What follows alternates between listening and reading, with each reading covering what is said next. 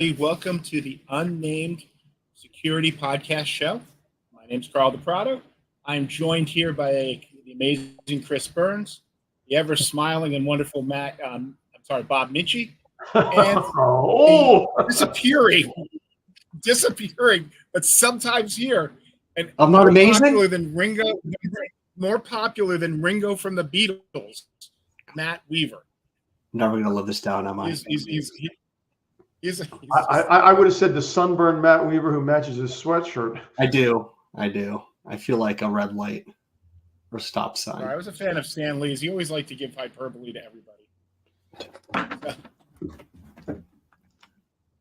Hey guys, last week we had our Halloween scary stories, and we did get a fair amount of people interaction with people, and people are amazed at some of the things that we hear. So, yeah, it was a lot of traffic out there. Our fans are incredible.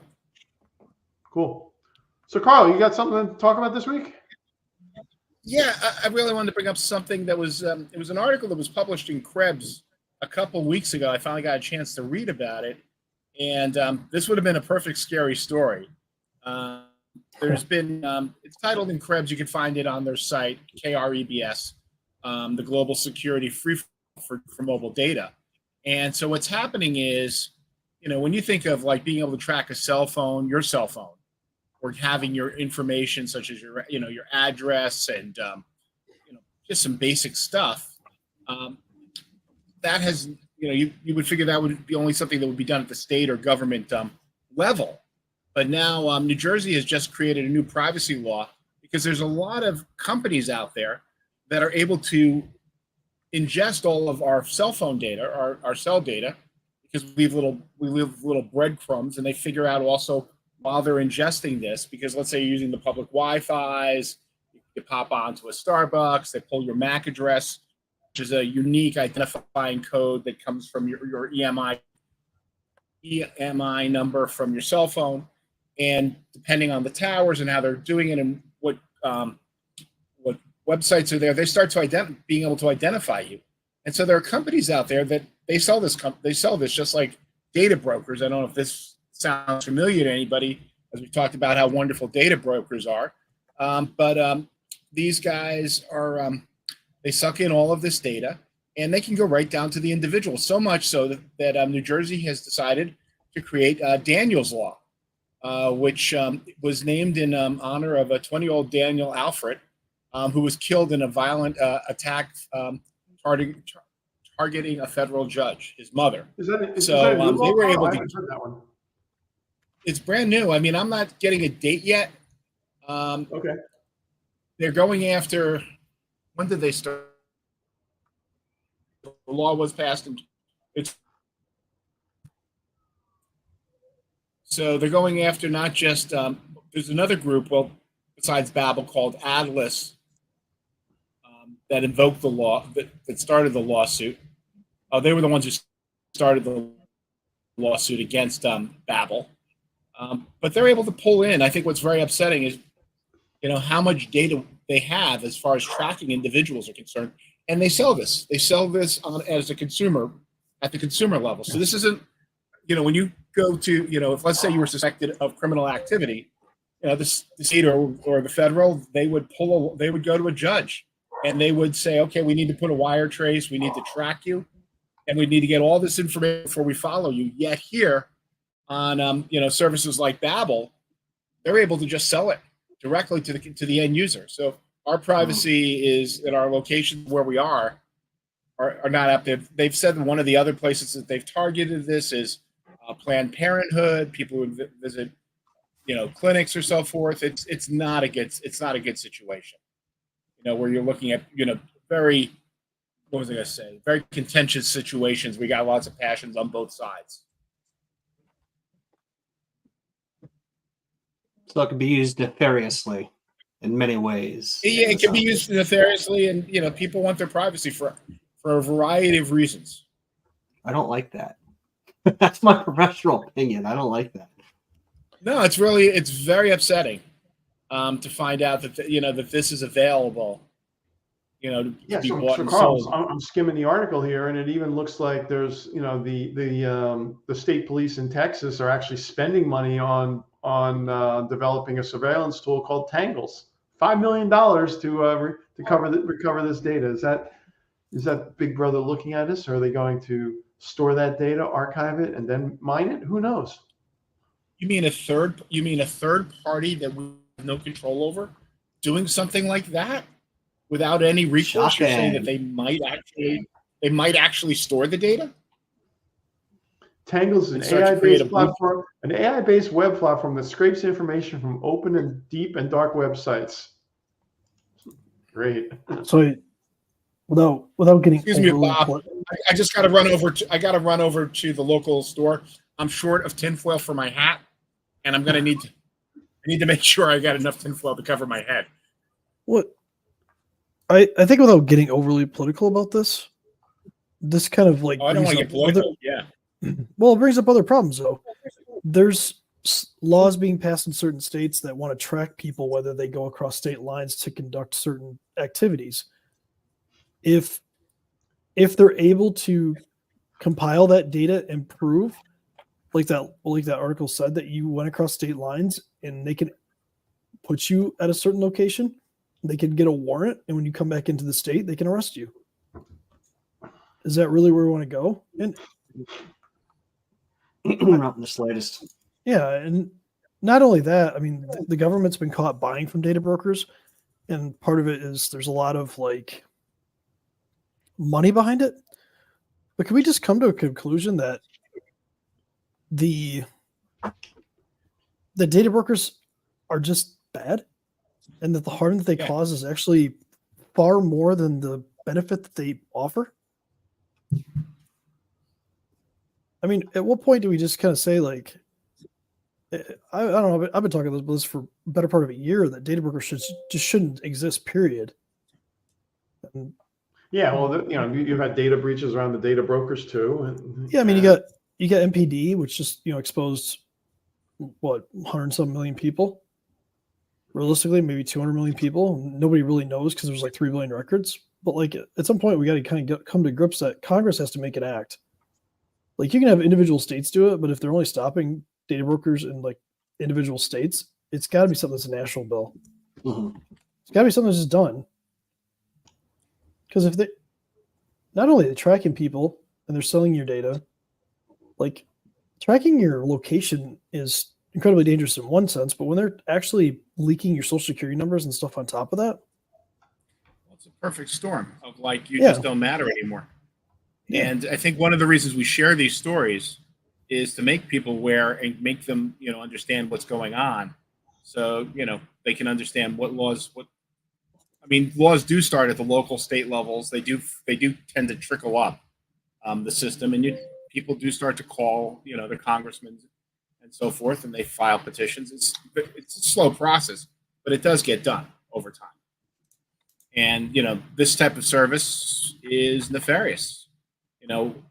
What we give up so that I can get a 20-cent Sephora discount coupon at the local outlet center so I can get mapped the right rouge, it's not. Well, look at some of the apps in that article, though.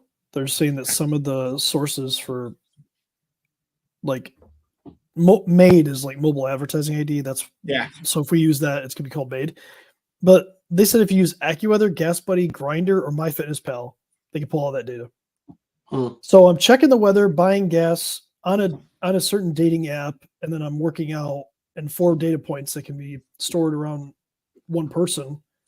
And I'm sure there's probably far more that are selling data too. So it's like, maybe you go into Tinder and some of the other dating apps too. Like, if they're able to coordinate all that data, they can build quite the profile on you. Yeah. So what started as anonymous, once they combine the data from those apps they have access to, it's no longer anonymous. You have the judge thing that happened, right? That's part of this. But you talk about stalker cases, you talk about domestic abuse cases. Mm-hmm. Like when this information can be just like blatantly used to track somebody and establish a pattern. They can establish a pattern that you've left your house, and then they can rob your house because they know that you're gone at this specific time most of the time. Like it's basically a way to digitally case you, right? And when you factor in It's so different than MyFitnessPal, putting that air. It's like putting that air tag on somebody and tracking them that way. It's except well, like you don't have to bother with it. You can just buy it from You the don't store. need the AirTag because your And then phone, you got so many digital devices on you right now that you are being tracked. And if your AirTag's not tagging it, if your phone's not tagging you, you're walking into your house and your Nest thermostat's detecting that you're home. Yeah, our digital profile is massive. So at some point, we have to really be careful about this data and actually be protected from it. You know, like I I've think the said good before, news is that we have a law in a state like New Jersey, which is one of the bigger states. So chances of like New York, Connecticut, because those are the big, they tend to, one does one, the other two usually reciprocate. Then it tends to go over to the West Coast. LA feels, California feels left out if they're not in these type of, rulings. That's normally what starts to happen. But it does take a while, and we need to know about these type of apps that are doing this stuff. yeah, but just in general, data brokers, they sell information to like predatory loan companies, stalkers, scammers, foreign actors, and government agencies. They sell information to anybody with a check. Anybody writes a check. And even if we make a law that says you can't sell to certain countries, what they'll do is they can sell to another country that isn't on that list that will then sell to the country that wants the data. Holy crap! So at some point, Chris, I agree with you. The way to get rid of this is to really cut them at the knees and say no more. if it actually gets through Congress. Well, by the time it gets through it, there's a new threat. There's a new threat, or they've renamed they've rebranded their stuff. I think it. Well, just data broker the act of collecting the data isn't going to change. Mm-hmm. Like, yes, they can use different Regardless methods of the to collect the technology. data. Yeah, like there needs to be a law on what information you can collect on consumers, period, and what That's you a can fair do with point. it, period. Even if it was done on paper like the old days, we're just doing it differently now. Yeah. Because it seems like nobody's really worried about it. Like from a grand scheme of things, when you think about it, like we're all tied up with all the other BS that you see on TV, and I'll get political about it. Like, everybody's talking about they talk about guns and they talk about women's health and they talk about all this other stuff that are election, they're drivers in elections, right? But like what we're not talking about is this stuff affects everybody. I don't care what political spectrum you're on, it doesn't matter. This affects you. The other stuff affects you too, but like this affects you, period. There shouldn't even be like a discussion point of whether you're a Republican or whether you're a Democrat, whether you're an independent, whether you're a libertarian, whatever. This should matter to you. And unfortunately, it just seems like it's kind of just thrown under the rug. Like people just accept that, hey, if I sign up for Facebook, Meta gets all my information. Hey, if I sign up for this, they get my information. Hey, I sign up for Google, they can get my information. And then all these data brokers are allowed to just freely collect this information, sell it, and make a huge profit. And then we're left holding the bag when some of these shady ones get hacked and leak all their data. Mm-hmm. And there's no penalty to it. So starting tomorrow, I'm gonna open up a data broker. Isn't there something else happening tomorrow? You go. Well, yeah. Important. I don't know. Yeah, nobody's gonna, so that's why nobody's going to care about the data broker. So I'm going to establish my own data broker because apparently there's a lot of money to be had here, and then I will take the money and I will donate it to good causes. I'm going to be sitting out in the corner with a tin cup in my hand saying, "We'll work for data." Yeah. No, it'll be just like Steve. You can be just like Stephen Colbert and buy some old medical bills and then write them all off. Cool. There's also there's some other fun ones where but yeah. So I think the real thing is like really question like why is this not being taken care of? Why is there not a data privacy law in the United States right now? Maybe it's because the industry is $200 billion. More money, more money, more money. Congress has to act. So hopefully when we get through the craziness the next week and people come back in January, maybe we can start making a movement where people act and we get a data privacy law that we really need. Mm-hmm. And we'll still talk about it because there's a lot of controversy here. The Department of Defense has purchased location data in the past, so the government has to stop doing it too. So there needs to be something that applies to everybody. Okay, sir. I think that's a wrap for this week. Yeah. And stay safe, everyone. And Vote. Vote for Vote. somebody. Make sure you vote, please. Absolutely.